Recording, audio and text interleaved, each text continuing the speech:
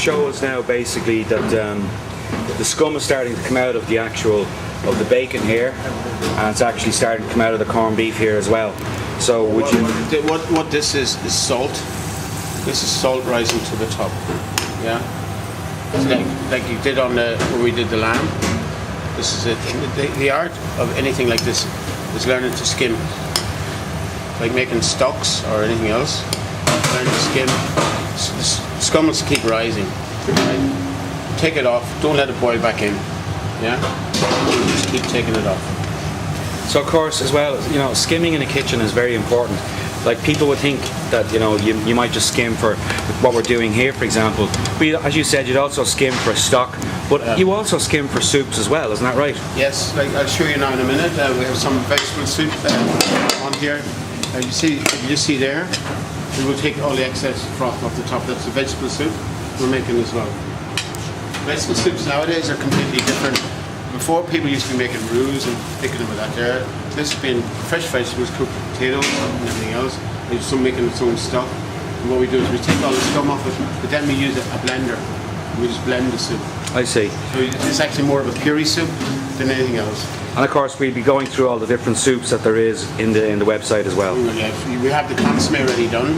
So from there on, we would now take in all the different types of the categories of soups, like regional soups, cream soups, traditional soups, like from anything from borscht to mulligatawny and a traditional soup. And then the local one would be broth, Scotch broth, Irish broth. And then you come in, the cream soups, the puree soups, they'll all be done as part of our classic soups. And just coming back over here to the puree soup here that you talked about, yeah? Now, because there's no roux in that soup would also be suitable for diabetics and celiacs. One of the big things nowadays is one in five people coming through my restaurant and saying they have a celiac problem. And even for tours, we get people on tours. People come on tours all through the summer here, and I've got one tour coming in with so many vegetarians, vegans, celiac problems, all dietary needs. Like people who have kidney problems, low salt, low fish. You just have to mind everything. And so everything that you can cook that is healthy, with a healthy option, like this one with no fat, no dairy, so the lactose intolerance comes into it. So it's just making its own stock from the vegetables, using the strong aromatic vegetables for stock, and then using the potatoes as your thickening agent. Super. Thanks, Chef. Turn on the cold water, and let it come up to the top. Right, the cold water will start a big froth, so we're just going to slow it down. When we get to the point, let it run over and run out. Okay, so this is what you were doing here is actually what's called refreshing. So pay attention there now, chefs, and for those of you at home as well. If you just want to look there, you see all the excess grease will just run up. Right? Yeah, you can see. Yeah, you can see that coming out of the pot there. So will we let that just go completely cold? We want all of the actual. You want to get it till it's only clear water coming out of the pot. Right.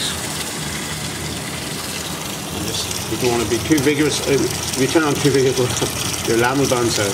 Okay, just that'll all happen away. See it all. You're getting rid of all the impurities. So basically, what we would be left with here is clean water and washed lamb, basically. Yeah. Perfect. It's only blanched. It's not cooked. All right, and then we're going to put the lamb back on. When the lamb's cooked for a little bit, then we will add the vegetables to it. We won't add the potatoes to it till about 20 minutes or so to go. Or 30 minutes, just because otherwise the potatoes will get overcooked. And we don't add the herbs until the last minute, because if you use the herbs too early, you can make a bouquet garni and put it in, but you can't put any chopped herbs to it because it only goes black. Okay, and that's a very important point as well, to make sure that people and chefs understand this meat is not cooked. As Chef said here, it's just blanched, all right? Now what that means is exactly what you've seen us do so far in the video, but this is very important. This meat is not cooked, okay? Remember that. Because it's a shoulder, neck, it's tough. It takes a good bit of cooking. Great stuff. Thanks, Chef. Fairly coated. If you had a blast chiller, or some form of really chilling it down quickly, you do that there. That's all the impurities stuck to the pot there. See that wash? Just give it a quick rinse off.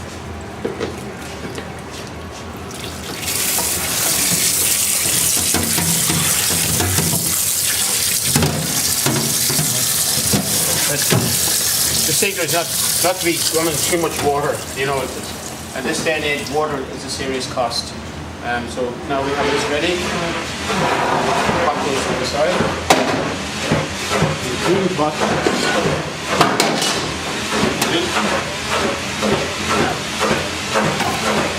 It's all nice pieces of beef, lamb, mutton, hogget. Alright, so that's the hogget done.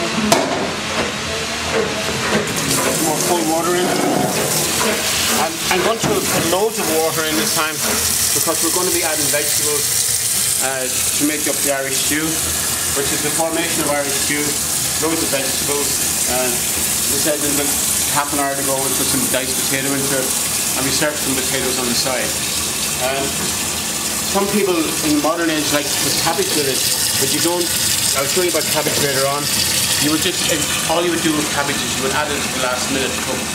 You wouldn't be putting it in because cabbage gives it a very, very strong and distinct flavour. You can use it as a garnish if you want to, but not in an Irish stew. It's celery, leeks, onions. Twist nowadays could be a piece of fennel chopped up. Super.